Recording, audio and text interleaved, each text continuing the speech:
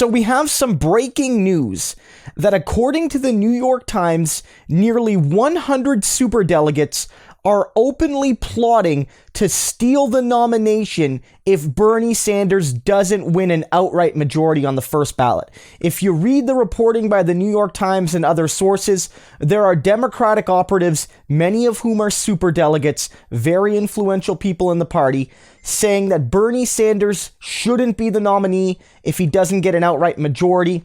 They would want to pick somebody else to be the nominee, somebody else who is a quote-unquote consensus candidate, somebody who can unite the party, and that's not Bernie, and that if Bernie doesn't win a majority, they're under no obligation to listen to the millions and millions and tens of millions of voters that gave Bernie Sanders by far the most delegates. And this would be a disastrous move for the Democratic Party. If you remember last week, a couple weeks ago on this channel, I had a clip of Van Jones when he was on Bill Maher.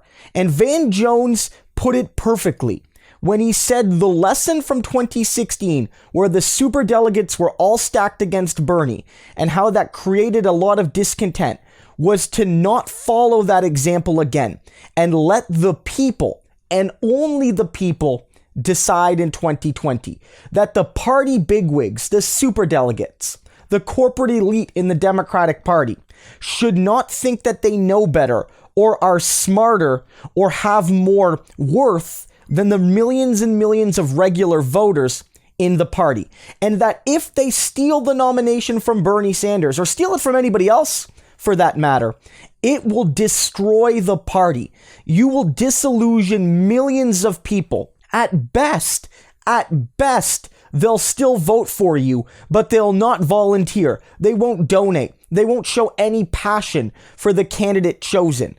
And at worst, you're going to create a situation where you disengage millions of people from your party, not just in this election, but for the next 20 years, maybe longer. You will lose a generation of young people who have been brought to politics or have been newly inspired by Bernie Sanders and by those like Bernie.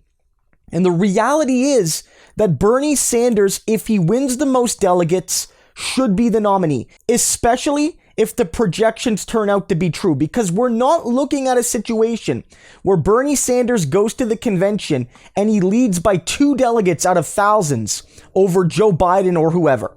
We're not looking at that kind of scenario. Right now, we're looking at a scenario where Bernie Sanders basically has more delegates than the second and third place person combined. And so you have to ask yourself, if you're going to replace Bernie Sanders, if you're going to spit on the will of the voters, who would you pick that has any more legitimacy than Bernie? Are you going to pick Biden or Bloomberg, who have hundreds of less votes than Bernie, hundreds of less delegates? Are you going to pick somebody like Warren or Klobuchar, who might have more than 1,000 delegates less than Bernie? Like, anyone you pick will not have legitimacy. And if you want to go and pick Nancy Pelosi or Michelle Obama or somebody else that isn't even running for president, who will have gotten precisely 0 goddamn votes from the people, you will be demonstrating just how undemocratic the Democratic Party is.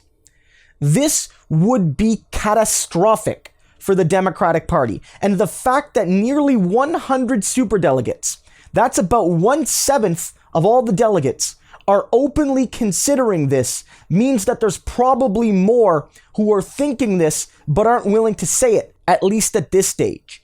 So it needs to be said that the only option going forward is Bernie to win a majority. And we have to be really honest with people here. This isn't just us saying we need to get Bernie a majority because we're Bernie Sanders supporters and we want Bernie to win. We need to level with people and say that all the data we have is that Bernie Sanders is the unity candidate, is the best choice. No one's perfect, but Bernie is the best choice. He polls well in many swing states. He has the highest favorability among anyone running. He's one of the most popular senators, if not the most popular senator in the country. When you poll on favorability versus Trump, Bernie is the only one with a higher favorability among the general election electorate than Trump. Everyone else has lower favorability among the average general election voter than Trump. Bernie Sanders has the highest accessible voter pool among Democrats. More Democrats are considering to support Bernie than any other individual candidate. Bernie Sanders, on almost every single metric, is the sort of candidate the party believes in, that the party feels can beat Trump, and that the party feels share their values. And when I say the party there, I don't mean the superdelegates and the bigwigs. I mean the tens of millions of people, working class people, young people, racialized people, who believe in Bernie Sanders more than anyone else. Anyone else you pick will not have the level of unified support and will not have anywhere near the Democratic legitimacy that Bernie Sanders does. And so this is really interesting because the superdelegates are portraying this as, the defense of democracy, because we need to pick somebody that is a consensus, quote unquote, and we need to pick somebody who will defend democracy, because to do that, we need to defeat Donald Trump. But everything we've seen is that Bernie is the only candidate that can unify the broad and diverse working class base of the Democratic Party. White, Black, Hispanic. Bernie Sanders is the only one that can bring them all together in a coalition to defeat Donald Trump. He's the only one.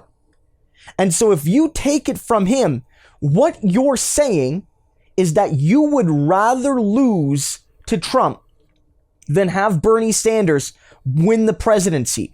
Because maybe these elite superdelegates, these rich and wealthy and well-connected people, would rather have Donald Trump, who will cut their taxes or keep their taxes low and won't rock the boat for them and their children and their elite communities, but Bernie Sanders would.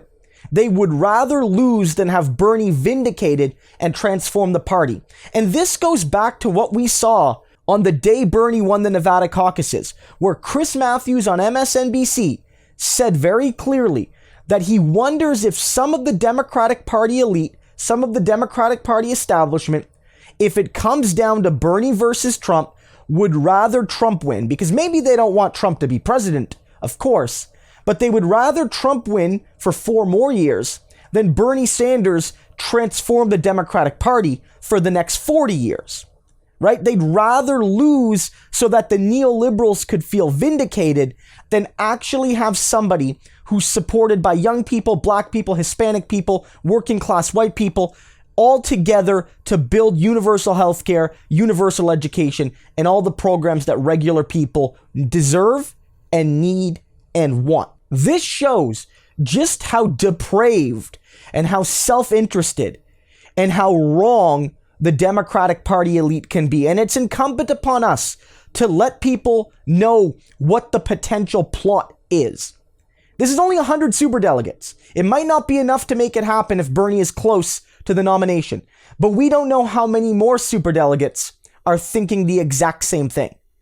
We need to let people know that Bernie Sanders may have the nomination stolen from him, and that the only way to have the will of the voters respected is to give Bernie Sanders an outright majority on the first ballot. And to let people know who may be considering Bernie but aren't firmly in his camp yet, that it's better to have a nominee chosen by the people than one rigged up by the backroom boys and the backroom girls at the convention in Milwaukee. That's the simple truth here. Bernie is the most popular person in the field, and the Democratic Party elite are playing with fire when they think that they can just simply take this from Bernie and not have an outright mutiny in the party when that happens. If they do that, they will lose a generation, they will lose an election, and they might well lose the entire party